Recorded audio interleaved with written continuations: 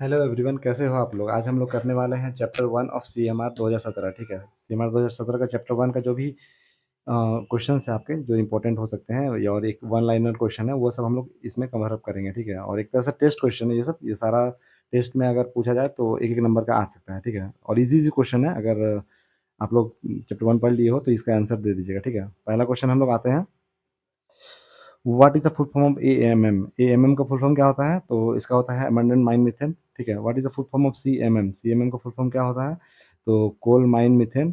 ठीक है, तो इसमें हम लोग ज़्यादा टाइम वेस्ट नहीं करेंगे, स्पीड में जितना जल्दी हो सके वो सब हम लोग कवर अप करेंगे। ठीक है, auxiliary fan. Auxiliary fan is a forcing fan या exhausting fan which is use to coursing the air in. ठीक है, इसका आंसर हो जाएगा one or more faces of one district. ठीक है, ऑक्सिलरी फैन एक तरह का फोर्सिंग फैन और एग्जॉस्ट फैन होता है जिसका काम होता है कि वो एक या एक से ज़्यादा मतलब वेंटिलेशन डिस्ट्रिक्ट में हवा पहुँचाए। ठीक है, average output of any mines. Average output of any mines क्या होता है? Average output current financial year, upcoming या प्रीसीडिंग या फिर प्रीसीडिंग कैलेंडर ईयर। तो इसका आंसर हो जाएगा आपका ऑप्शन नंबर सी।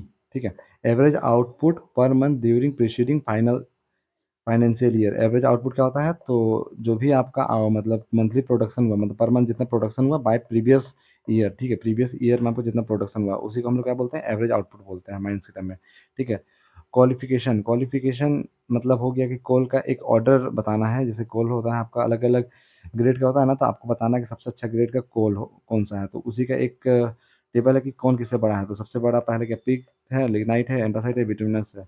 ये सारा ऑप्शन है, आपका आंसर हो जाएगा ऑप्शन नंबर डी। ठीक है, देखिए पीट होता है, फिर लिग्नाइट होता है, फिर बिटुमिनस होता है, फिर ई होता है। तो इसको ऐसे भी याद कर सकते हैं आप, ए सबसे छोटा, फिर B, L, P.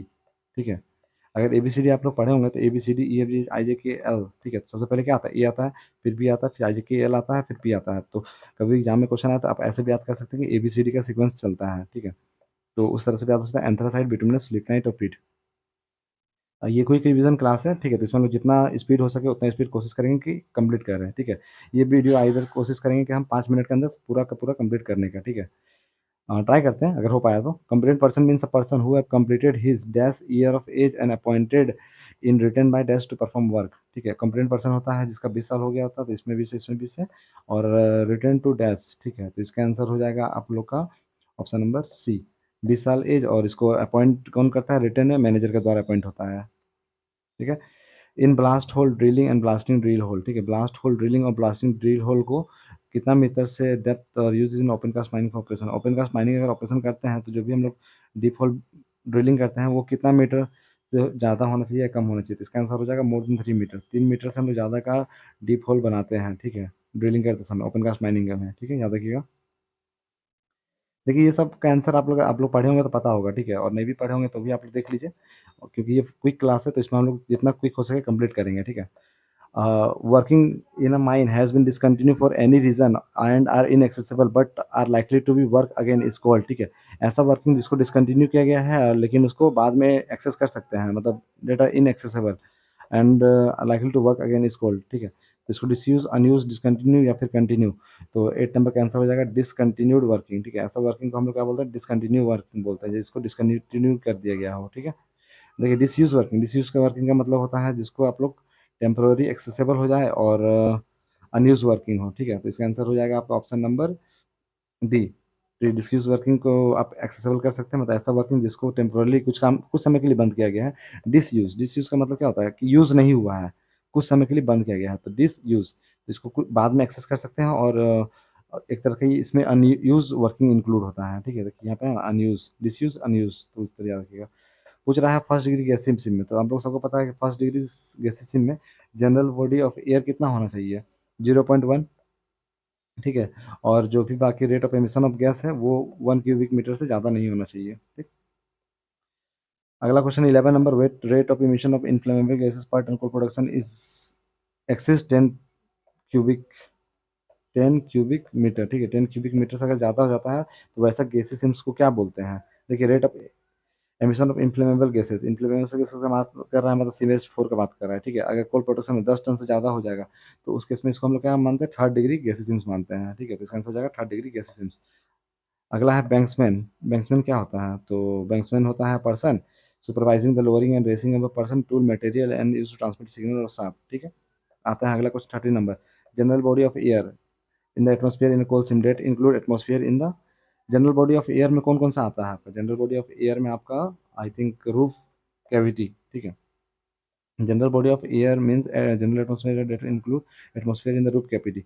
Roof cavity का जो भी एरिया होता है, ठीक है, रूफ कैविटी का जो भी एरिया होता है वो आप जनरल बॉडी ऑफ एयर में आता है, तो ये याद रखिएगा।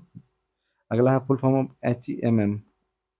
एक मिनट गाइस, इसका हम एक बार देख लेते हैं, ठीक है, हमको भी मतलब जनरल बॉडी ऑफ एयर वाला क्या था।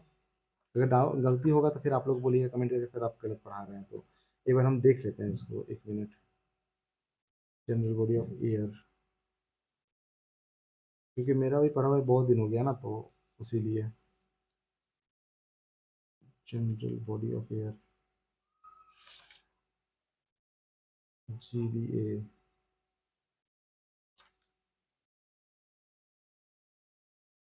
ठीक है, मुझे मिल नहीं रहा है, आप लोग देख लो, ठीक है। इसका आंसर आप लोग, अगर मुझे मैं गलत हो तो आप लोग कमेंट कीजिएगा, ठीक है। कि जनरल बॉडी ऑफ एयर में मुझे जहाँ तक याद है वो रूफ कैविटी होता है, और डज नॉट इंक्लूड में सील ऑफ एरिया और बोलहोल एरिया आता है। मैं बहुत टाइम मतलब कुछ समय पहले पढ़ा था, तो मुझे यहाँ तक याद है तो रूफ कैविटी ही होगा, ठीक है। बोरहोल और सील ऑफ एरिया नहीं आता है, क्योंकि मैं ऐसे याद किया था, BS नहीं आता है और आर आता है, ठीक है। HEMM का फुल फॉर्म क्या होता है? तो HEMM का फुल फॉर्म होता है हैवी अर्थ मूविंग मशीनरी, ठीक है, हैवी अर्थ मूविंग मशीनरी। अब आता है which of the following is not an official. Official कौन नहीं है? ओवरमैन ऑफिशियल होता है, सरदार होते हैं, वेंटिलेशन ऑफिसर, मैनेजर। मैनेजर जो होता है वो ऑफिशियल नहीं होता है। आपका रिस्क स्कोर का फॉर्मूला क्या होता है? रिस्क स्कोर का बराबर होता है आपका, हाँ, A number option, consequences into livelihood, ठीक है, जितना भी कॉन्सिक्वेंसेज इनटू लाइवलीहुड होता है ये होता है आपका रिस्क स्कोर। अगला है आपका HEMM। HEMM does not include hand held drill. Hand held drill को इंक्लूड नहीं करता है, ड्रिल मशीन को नहीं इंक्लूड करता है। Which is capable of drilling up to dia of कितना मीटर? तो डाया अप टू 50 mm, ठीक है। इसके आंसर हो जाएगा अप टू 50 mm। 50 mm से कम का अगर डाया होगा तो उसको हम लोग HEMM के में इंक्लूड नहीं करते हैं, और हैंड हेल्ड ड्रिल भी नहीं आता है। देखिए, risk risk is a combination of, अभी मैंने बताया था कि कंसिक्वेंसेस, ठीक है, रिस्क है बारे में पूछ रहा, सॉरी, रिस्क का आपका हो जाएगा लाइवलीहुड इंटू कॉन्सिक्वेंसेस, ठीक है। जो भी आपका लाइवलीहुड है इंटू कॉन्सिक्वेंसेस वही होगा आपका रिस्क, ठीक है।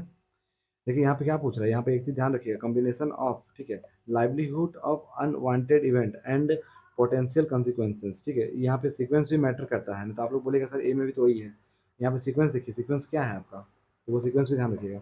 अगला क्वेश्चन है 19 number. Any exhibition made or being made in a mine for search or obtaining coal is known as, ठीक है। ऐसा कोई भी ऑपरेशन जो माइन में किया गया जिसके मदद से आप लोग कोयला निकाला जा सके, मतलब माइंस में, तो उसको हम लोग क्या बोलते हैं? तो उसको बोलते हैं वर्किंग, ठीक है। अगला है which one is a competent person. Competent person कौन होते हैं? ओवरमैन, माइनिंग सरदार, असिस्टेंट मैनेजर या शॉर्ट फायरर। तो इसका आंसर हो जाएगा आप लोग का शॉर्ट फायरर, ठीक है। शॉर्ट फायरर जो होते हैं वो आपके कॉम्पिटेंट पर्सन होते हैं, बाकी ये सब क्या होते हैं? ये सब होते हैं आपके ऑफिशियल्स, ठीक है। अगला question, what do mean by miss fire. Miss fire का मतलब क्या होता है? मिस फायर का मतलब होता है failure to explode on entire charge of explosive in a short hole और ब्लास्ट होल, ठीक है।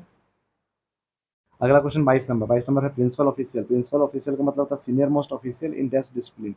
प्रिंसिपल ऑफिशियल अगर माइंस के लिए पूछ रहा है तो वो किसके लिए होंगे?